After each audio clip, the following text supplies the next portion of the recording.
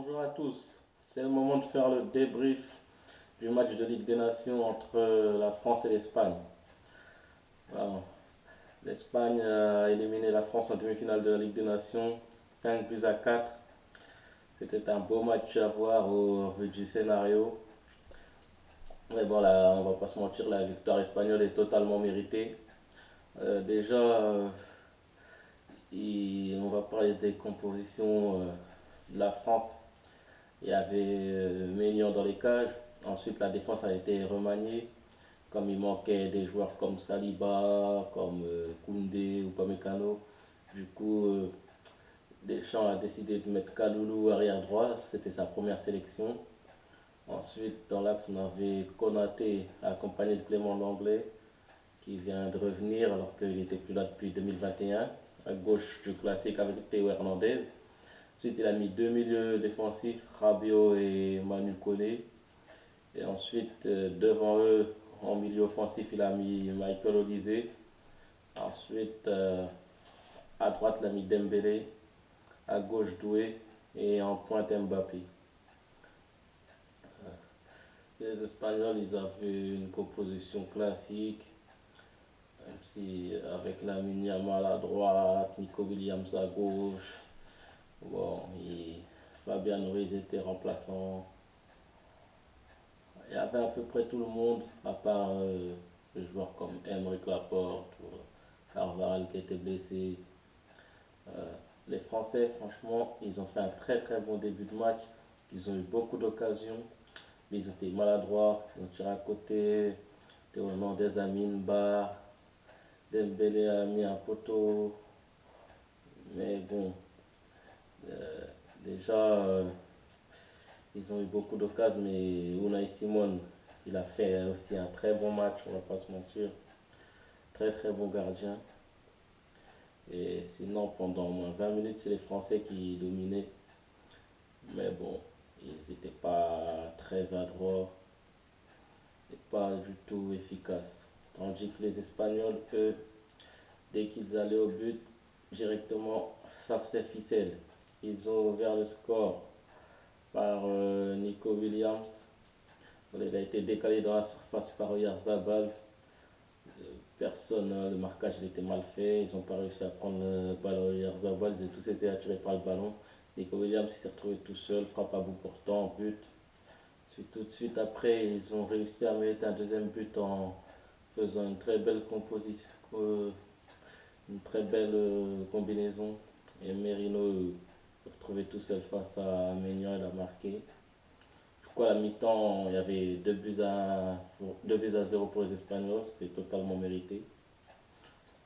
Après, enfin mérité parce qu'ils ont été efficaces, mais sinon c'est vrai que les Français ils auraient mérité de marquer des buts.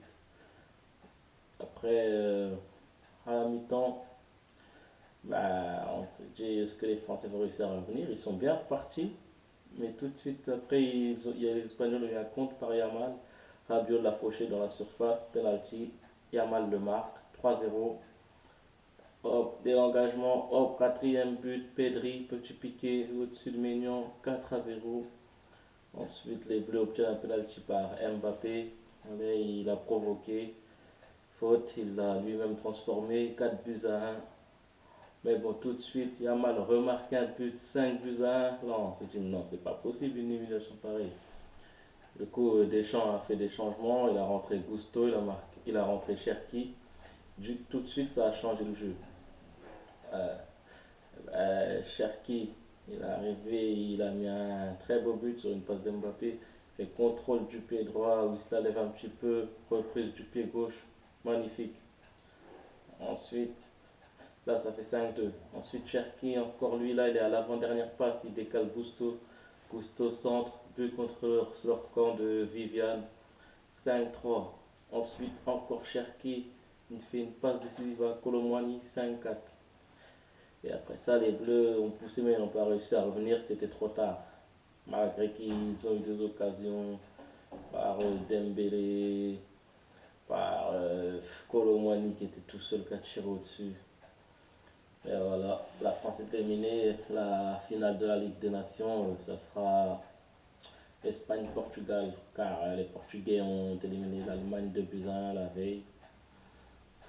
Bon, on va dire sur ce match France-Espagnol, la différence a été faite dans l'efficacité et surtout du fait que les Français ont été mauvais en défense et pas très adroits devant en première mi-temps, mais surtout mauvais en défense.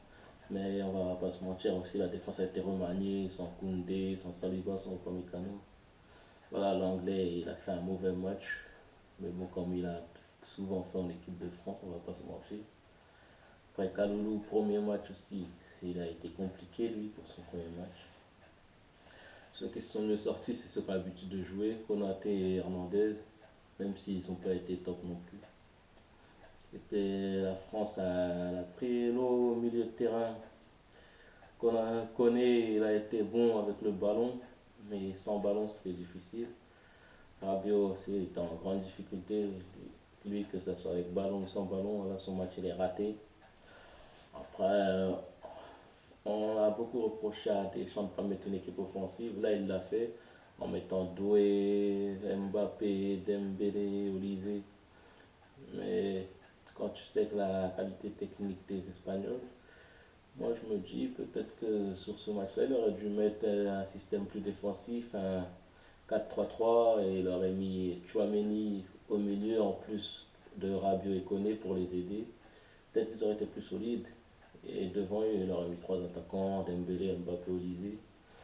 Et là, je pense que peut-être l'équipe aurait moins pris l'eau au milieu de terrain. Mais bon, c'est comme ça. La France ne gagnera pas cette Ligue des Nations. Maintenant, Portugal-Allemagne, ça va être un très bon match. Moi, je vois les Espagnols gagner. Même s'il y a du talent au Portugal, hein, le jeu de l'Espagne, il est incroyable. Et la France, elle va jouer le match pour la troisième place face à l'Allemagne. Elle a la qualité pour gagner, mais je pense qu'il va y avoir des changements, des remaniements, et les Allemands, ils sont chez eux, vont vouloir gagner. Mais bon, c'est comme ça. Voilà. On se retrouve bientôt pour une nouvelle vidéo. Ciao, ciao.